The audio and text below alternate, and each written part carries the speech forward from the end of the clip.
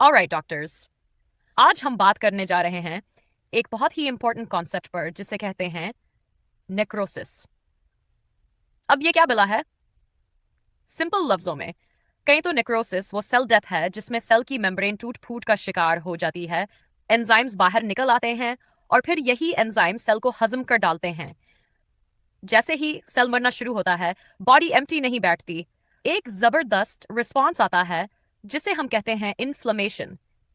ये इन्फ्लेमेशन असल में सफाई करने वाली आर्मी है, डेड टिश्यू को साफ करती है और साथ साथ रिपेयर प्रोसेस भी स्टार्ट कर देती है। अब एंजाइम्स कहाँ से आते हैं? ये या तो खुद डाइंग सेल के लाइसोसोम से निकलते हैं या फिर वो ल्यूकोसाइट्स लाते हैं जो इन्फ्लेमेशन के दौरान रिक्रूटमेंट पर आते हैं। याद रखें, निक्रोसिस अक्सर इसी वक्त होता है जब सेल रिवर्सिबल इंजरी से वापस रिकवर नहीं कर पाता। Biochemical mechanisms of necrosis. Necrosis के पीछे कई बायोकेमिकल मैकेनिज्म्स हैं, जैसे 1. फेलियर ऑफ एटीपी जनरेशन, जब ऑक्सीजन कम मिले या माइटोकॉन्ड्रिया डैमेज हो जाएं। 2. मेम्ब्रेन डैमेज, चाहे प्लाज्मा मेम्ब्रेन हो या लाइसोसोमल मेम्ब्रेन, डैमेज होते ही एंजाइम्स और प्रोटीन्स लीक होना शुरू हो जाते हैं। 3. irreversible damage to lipids, proteins, nucleic acids, और ये ज्यादातर reactive oxygen species की वजह से होता है। Morphologic patterns necrosis। अब बात करते हैं टिश्यू लेवल पर नेक्रोसिस की। सिवियर पैथोलॉजी में पूरे पूरे ऑर्गन्स या बड़े टिश्यू एरियाज नेक्रोसिस का शिकार हो सकते हैं, जैसे इस्कीमिया, इन्फेक्शंस और कुछ इन्फ्लेमेटरी रिएक्शंस के दौरान। पैथोलॉजिस्ट्स कुछ खास टर्म्स यूज करते हैं मुख्तलिफ पैटर्न्स के लिए ताकि हमें मिल सके कॉज के बारे में। ये टर्म्स मैकेनिज्म को नहीं बताते, मगर क्लिनिकल प्रैक्टिस में बहुत इंपॉर्टेंट हैं। Clinical significance. अब डॉक्टर्स के लिए सबसे मजे की बात, जब सेल मेम्ब्रेन लीक होती है तो अंदर मौजूद खास प्रोटीन्स ब्लड में आ जाते हैं। यही प्रोटीन्स हम सीरम टेस्ट में डिटेक्ट करते हैं। मिसाल के तौर पर हार्ट की नेक्रोसिस में हमें क्रिएटिन काइनेस एमबी और ट्रोपोनिन ब्लड में मिल जाते हैं। लिवर की इंजरी में अल्कलाइन फॉस्फेटेज या ट्रांसैमिनेसेस बढ़ जाते हैं। इस तरह नेक्रोसिस सिर्फ पैथोलॉजी का बोर्डिंग टॉपिक नहीं, बल्कि क्लिनिकल डायग्नोसिस में भी एक अहम टूल है। तो डॉक्टर्स, आज हमने देखा कि नेक्रोसिस एक सिंपल सेल डेथ नहीं, बल्कि एक पूरा बायोकेमिकल और मॉर्फोलॉजिकल ड्रामा है, जिसे समझकर आप न सिर्फ पैथोलॉजी मास्टर करेंगे बल्कि क्लिनिकल प्रैक्टिस में भी स्मार्ट बन जाएंगे। ऑलराइट डॉक्टर्स, अब हम चलते हैं मॉर्फोलॉजी ऑफ नेक्रोसिस की तरफ, यानी माइक्रोस्कोप के नीचे सेल किस तरह नजर आता है जब वो नेक्रोसिस का शिकार हो चुका हो। Cytoplasmic changes. सबसे पहले बात करते हैं साइटोप्लाज्म की। नेक्रोटिक सेल्स का साइटोप्लाज्म ज्यादा इओसिनोफिलिक हो जाता है, यानी एचएन स्टेन में वहां ज्यादा रेड नजर आता है। क्यों? क्योंकि एक तरफ साइटोप्लाज्मिक प्रोटीन्स डिनेचर हो जाते हैं और इओसिन इनसे स्ट्रांगली बाइंड करता है, और दूसरी तरफ साइटोप्लाज्म से आरएनए खत्म हो जाता है, जिसकी वजह से बेसोफिलिया कम हो जाती है। सेल का साइटोप्लाज्म ग्लासियर और होमोजीनियस नजर आ सकता है क्योंकि ग्लाइकोजन पार्टिकल्स खत्म हो जाते हैं। और इंटरेस्टिंग बात यह है कि नेक्रोटिक सेल्स में माइलिन फिगर्स ज्यादा प्रोमिनेंट हो जाते हैं, जबकि सिर्फ रिवर्सिबल इंसिबल इंजरी में यह कम होते हैं जब एंजाइम्स ऑर्गेनेल्स को डाइजेस्ट कर देते हैं, तो साइटोप्लाज्म वैक्यूलेटेड और मॉथ ईटन सा लगने लगता है।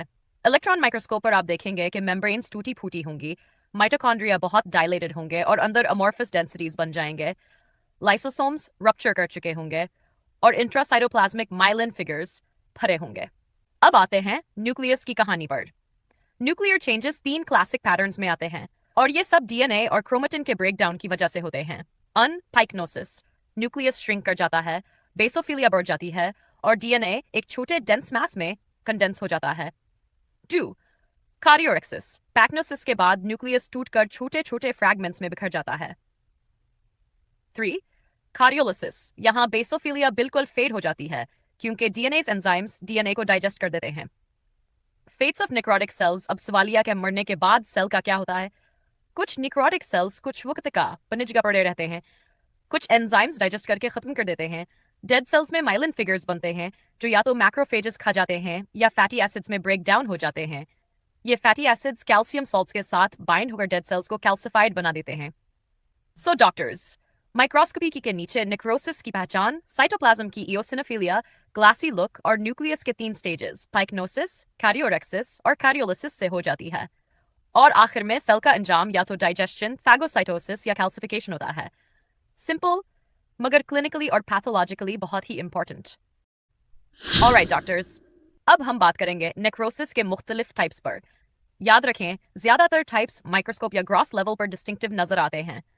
बस एक एक्सेप्शन है, फाइब्रिनॉइड नेक्रोसिस, जो सिर्फ हिस्टोलॉजी स्लाइड पर डिटेक्ट होता है। चलें शुरू करते हैं एक एक करके।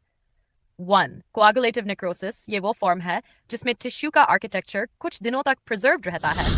मतलब सेल्स मर भी गए मगर स्केलेटन या आउटलाइन कुछ अरसा बरकरार रहती है। टिश्यू फर्म महसूस होता है। इंजरी प्रोटीन्स और एंजाइम्स दोनों को डीनेचर कर देती है, इसलिए सेल डाइजेस्ट नहीं होता फौरन। रिजल्ट, इओसिनोफिलिक एनुक्लिएट सेल्स दिनों या हफ्तों तक नजर आते हैं। ल्यूकोसाइट्स आकर एंजाइम्स रिलीज करते हैं, फिर डेड सेल्स डाइजेस्ट होते हैं, डेब्रीज को न्यूट्रोफिल्स और मैक्रोफेजेस साफ कर देते हैं। ये type most commonly infarcts, ischemic necrosis में मिलता है, यानी हार्ट, किडनी, स्प्लीन जैसे सॉलिड ऑर्गन्स में, लेकिन ब्रेन इसका एक्सेप्शन है। 2. लिक्विफैक्टिव नेक्रोसिस, ये टाइप ज्यादातर इन्फेक्शंस में नजर आता है, स्पेशली बैक्टीरियल, कभी फंगल भी। माइक्रोब्स इन्फ्लेमेशन बढ़ाते हैं, ल्यूकोसाइट्स आते हैं, इनके एंजाइम्स टिश्यू को लिक्विफाई कर देते हैं। ब्रेन में भी हाइपोक्सिक डेथ ज्यादातर लिक्विफैक्टिव नेक्रोसिस में बदलती है। डेड टिश्यू मुकम्मल डाइजेस्ट होकर विस्कस लिक्विड में बदल जाता है, फिर फैगोसाइट्स इसको रिमूव कर देते हैं। अगर बैक्टीरियल इन्फेक्शन है, क्रीमी येलो पस बनती है। गैंग्रीनस नेक्रोसिस, ये कोई यूनिक माइक्रोस्कोपिक पैटर्न नहीं है, बल्कि एक क्लिनिकल टर्म है। यूजुअली लोअर लिम या टो वगैरह का ब्लड सप्लाई बंद हो जाए, tissue undergoes coagulative necrosis across multiple layers, इसे गैंग्रीन कहते हैं। अगर इसमें बैक्टीरियल इन्फेक्शन ऐड हो जाए, एंजाइम्स टिश्यू को लिक्विफाई कर देते हैं, इसे कहते हैं wet gangrene. 4. Caseous necrosis, caseous का मतलब है चीज लाइक, क्योंकि ग्रॉस एग्जामिनेशन पर necrosis yellow white friable cheese जैसा लगता है। माइक्रोस्कोपी पर necrotic focus granular pink amorphous mass की तरह नजर आता है। टिश्यू आर्किटेक्चर बिल्कुल ऑब्लिटरेट हो जाती है, सेल आउटलाइंस नजर नहीं आते। अक्सर इसके इर्द गिर्द मैक्रोफेजेस और इन्फ्लेमेटरी सेल्स का कलेक्शन होता है, जिसे ग्रैन्युलोमा कहते हैं। Classic example equal tuberculosis. 5. Fat necrosis या फैट टिश्यू का डिस्ट्रक्शन है, ज्यादातर एक्यूट पैंक्रियाटाइटिस में होता है। पैंक्रियाटिक लिपेजेस फैट सेल मेम्ब्रेन्स को डैमेज करते हैं, ट्राइग्लिसराइड्स फैटी एसिड्स में ब्रेक होते हैं। फैटी एसिड्स कैल्शियम के साथ मिलकर चॉकी वाइट डिपॉजिट्स बना लेते हैं, इसे कहते हैं फैट सपोनिफिकेशन। माइक्रोस्कोप पर नेक्रोटिक फैट सेल्स के साथ कैल्शियम डिपॉजिट्स और इन्फ्लेमेशन भी नजर आता है। सर्जन्स भी हाथ चॉकी वाइट एरिया सीजली दिख लेते हैं ड्यूरिंग सर्जरी। 6. फाइब्रिनॉइड नेक्रोसिस, ये स्पेशल टाइप है, ज्यादातर इम्यून रिएक्शंस में होता है। Antigen antibody complexes blood vessel walls में डिपॉजिट हो जाते हैं, प्लाज्मा प्रोटीन्स भी लीक होकर डिपॉजिट हो जाते हैं। H&E स्टेन पर ये एरिया ब्राइट पिंक अमोर्फस नजर आता है, जिसे पैथोलॉजिस्ट फाइब्रिनॉइड फाइब्रिन कहते हैं। एग्जाम्पल, इम्यून मीडिएटेड डिजीजेस जैसे पोलियार्टराइटिस नोडोसा या severe hypertension. So doctors, necrosis एक ही नहीं बल्कि कई टाइप्स में आता है। Quick recap, coagulative infarcts except brain, liquefactive infections and brain hypoxia, gangrenous, limb ischemia, wet type with infection, caseous, tuberculosis, granuloma, fat necrosis, pancreatitis, fat saponification, fibrinoid, immune-mediated vascular damage. याद रखें, ये सब morphology के clues हैं जो pathologist और clinician को disease की असल वजह तक पहुंचने में हेल्प करते हैं।